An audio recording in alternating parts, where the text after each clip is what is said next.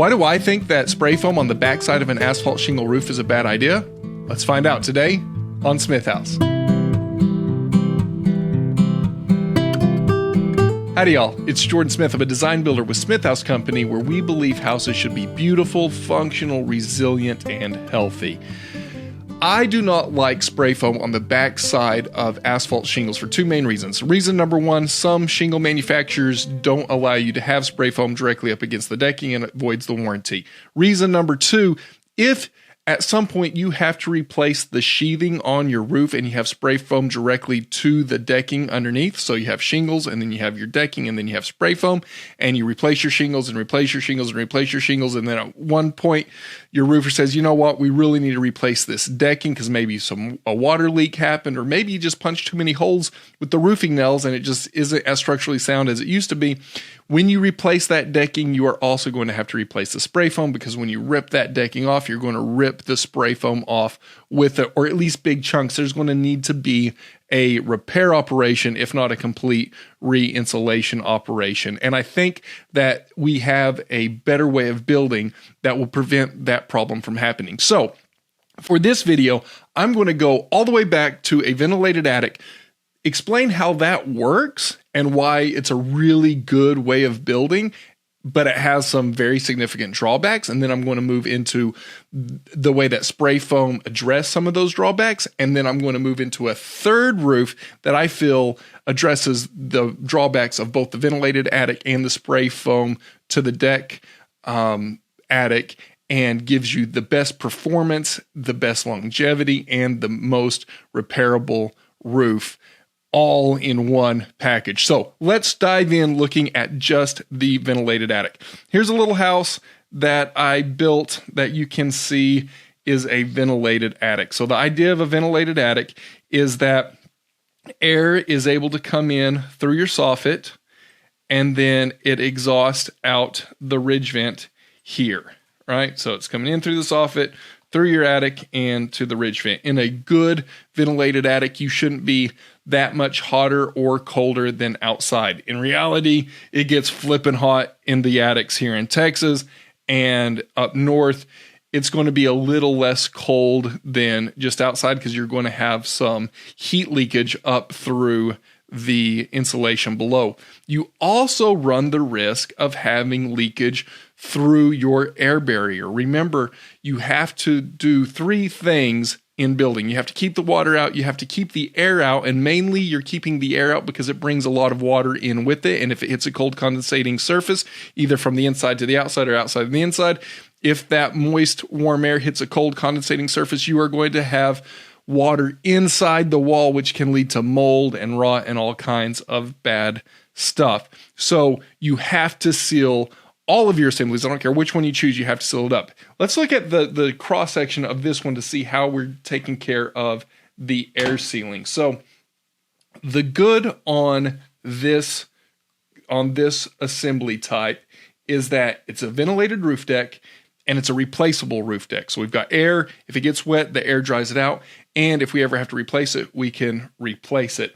The bad is it's hard to air seal, and warm, humid air can condense on that roof deck, resulting in mold, and the ductwork's in the hot attic. So let's look at the air sealing first, right? To do a good air seal, we want to be able to draw a line completely around the box that is keeping our air in and the air on the outside out. In this case, we have the box on the drywall, so it comes all the way around just like that. That red box, everything on the inside is supposed to stay on the inside. Everything on the outside is supposed to stay on the outside. You have good ventilation, so this is the air coming in through the soffits and out through the ridge vents. I really like that. It's able to dry out that decking if any water gets underneath those shingles. Here's the bad though.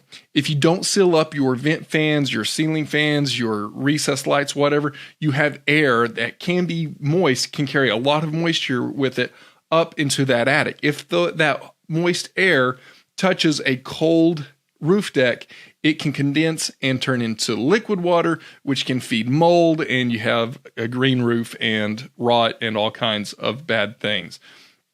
The other problem is you have a lot of heat that goes out. If you're living up north and it's super cold outside and it's hot inside, your ducting is just ran through an unconditioned attic. It's just like you're running it through your front yard into another building. It's going to be very cold, and that hot air running through the duct work is going to lose some of its heat as it moves to your different rooms. If you're down here in the south, you can have the opposite problems. We're trying to put super cold air through these ducts, and if you have hot, humid air in your attic, those ducts can actually sweat. The water in the air can condense on those ducts, and it'll drip down onto the insulation, onto the sheetrock below, again, just giving a water source for biological growth to flourish. We don't want that to happen. That's probably the biggest drawback to me on this, is it's just really hard to air seal that ceiling and those walls, and you're running the ducts through an unconditioned space. So that's what spray foam was supposed to come in and help, because you now have ran your air barrier and your thermal barrier all the way around from the walls up to the roof deck. Let's look at it here in the 2D view first. So here's my red line that completely traces the interior of the walls and of the roof. That is both my air and my thermal barrier. And I like this because it's easier to air seal, not completely foolproof, but it's a little bit easier.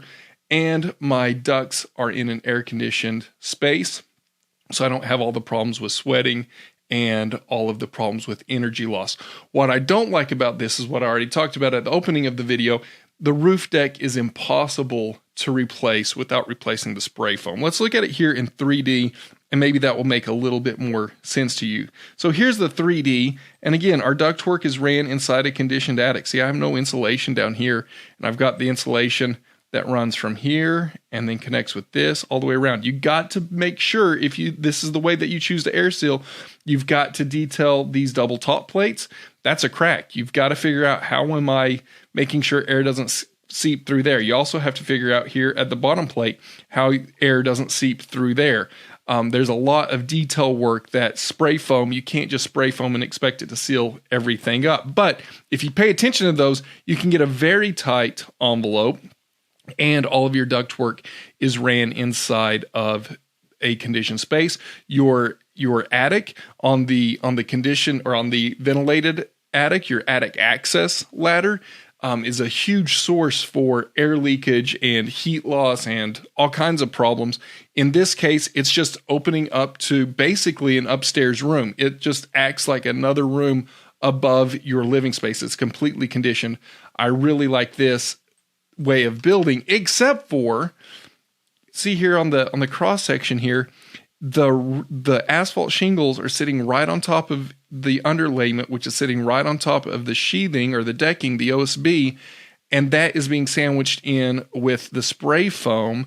And if this ever gets wet, it's going to take, if it gets wet in the winter, it could be wet all winter long. Sure, a hot summer day might dry it out, but what damage is done in between time? And if you have to replace this decking, you're going to have to replace this spray foam, because if you rip that decking off, you're going to rip that spray foam off as well. So let's look at the third, and in my opinion, the best way to build this roof assembly. This is a continuous insulation house. I've already talked on the last video about how we do these exterior walls. We've got our furring strips that gives us our airspace, that these walls are able to dry out from the insulation outwards and from the insulation inwards. And then the roof is exactly the same as the wall. That's why Stiebrich calls it the perfect wall, because it's a perfect wall this way. If you turn it this way, it becomes the perfect roof. It's the same concept with maybe slightly different details. You have your rafter, and then you have your foam. This is 2 inches of polyiso in this model. And then you have 2x on the flat, and that gives us this airspace that we can look straight down here, and we can go all the way out down there to our soffit vents down here.